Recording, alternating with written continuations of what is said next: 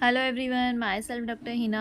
आज हम कुछ फिजियोलॉजी फैक्ट्स के बारे में जानेंगे। तो आज का हमारा जो क्वेश्चन है वो है, do you know why the iron and folic acid is given in the treatment of anaemia. इसका क्या मतलब होता है कि क्या आप जानते हैं एनीमिया की कंडीशन में आयरन और folic acid as a treatment क्यों दिया जाता है।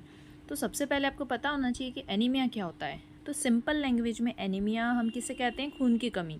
लेकिन medically as a medical student आपको पता होना चाहिए कि एनीमिया की डेफिनेशन क्या होती है। तो एनीमिया का मतलब होता है decrease RBC count and decrease haemoglobin count. Means RBC count अगर कम है या हीमोग्लोबिन काउंट कम है तो उसे हम कहते हैं एनीमिया। तो अगर कोई भी पेशेंट जिससे एनीमिया की कंडीशन है या फिर वो एनेमिक है, मीन्स उसके अंदर ब्लड की कमी है, तो उसके अंदर इफ़ेक्ट क्या आते हैं।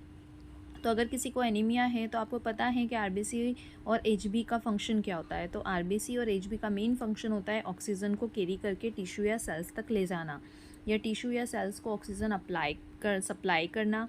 तो यहाँ पे अगर एनीमिया की कंडीशन आएगी तो पेशेंट के अंदर ब्लड की कमी होगी, मीन्स उसको ऑक्सीजन नहीं मिल पाएगी और उसमें वीकनेस है, पाल्पिटेशंस है और एनीमिया के जितने भी सिम्टम्स है वो सारे दिखाई देंगे।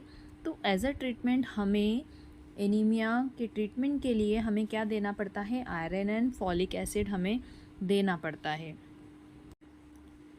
लेकिन ये आयरन और फॉलिक एसिड क्यों दिया जाता है, तो इसके पीछे मेजर जो कॉन्सेप्ट है या बेसिक कॉन्सेप्ट जो है वो है इरेथ्रोपोइसिस। तो इरेथ्रोपोइसिस किसे कहते हैं, तो आरबीसी बनने की जो प्रोसेस होती है, मतलब आरबीसी बनते कैसे हैं, तो आरबीसी बनने की जो प्रोसेस है उसी को हम इरेथ्रोपोइसिस कहते हैं। तो यहाँ पे इरेथ्रोपोइसिस की जो प्रोसेस है उसमें आयरन और फॉलिक एसिड का मेन रोल है। कैसे कि आयरन और फॉलिक एसिड क्या करते हैं, आरबीसी बनने की प्रोसेस में हेल्प करते हैं। कैसे, ये आरबीसी के सिंथेसिस और मैच्यूरेशन में हेल्प करते हैं। तो आयरन और फॉलिक एसिड दोनों का रोल है। आयरन किस में हेल्प करता है, आरबीसी के बनने में आयरन हेल्प करता है, और फॉलिक एसिड आरबीसी के मैच्योर होने में हेल्प करता है। तो सबसे पहले तो यहाँ पे आयरन का क्या रोल है, आयरन का रोल होता है इरेथ्रोपोइसिस में कि आयरन आरबीसी बनने में हेल्प करता है, क्योंकि सबसे पहले आरबीसी बनती है और फिर वो मैच्योर होती है। मैच्योर होने के बाद ही वो सर्कुलेशन में आती है। तो यहाँ पे जो आयरन है वो आरबीसी बनने में हेल्प करता है, और जैसे ही आरबीसी बन जाती है तो जो फॉलिक एसिड होता है वो फॉलिक एसिड आरबीसी को मैच्योर करने में हेल्प करता है। तो इस तरीके से यहाँ पे आरबीसी बनने की जो प्रोसेस है उसमें आयरन और फॉलिक एसिड का दोनों का रोल है। इसीलिए एज अ ट्रीटमेंट हम क्या देते हैं, एनीमिया में हम फॉलिक एसिड और आयरन देते हैं, क्योंकि आयरन और फॉलिक एसिड की वजह से ज़्यादा आरबीसी बनेगी, और अगर आरबीसी बनेगी तो उसमें ही हीमोग्लोबिन भी बनेगा।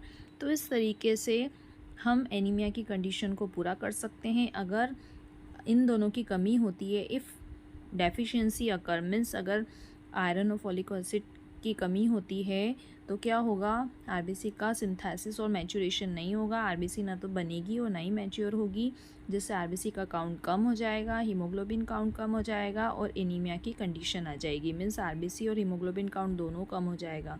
इसीलिए एनीमिया की कंडीशन में मीन्स हमें आरबीसी बनाना है, हमें हीमोग्लोबिन बनाना है, दोनों की हमें ज़रूरत है।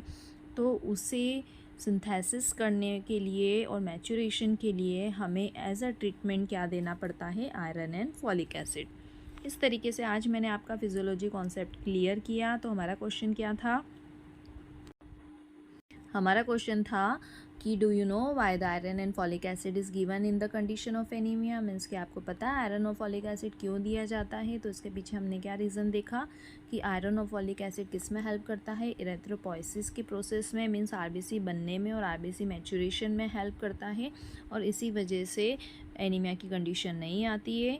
तो आज का अगर आपको कॉन्सेप्ट अच्छे से समझ में आया है तो आप कमेंट्स करना ना भूलें, और अगर मेरे फिजियोलॉजी फैक्ट्स या मेरे जो जितने भी फिजियोलॉजी लेक्चर्स है आपको अच्छे समझ में आ रहा है तो सब्सक्राइब करना ना भूलें। और कोई भी किसी भी टॉपिक से रिलेटेड डाउट है तो आप कमेंट सेक्शन में मुझे बता सकते हैं। नेक्स्ट टॉपिक में या नेक्स्ट लेक्चर में हम फिर से बात करेंगे। Okay, good bye.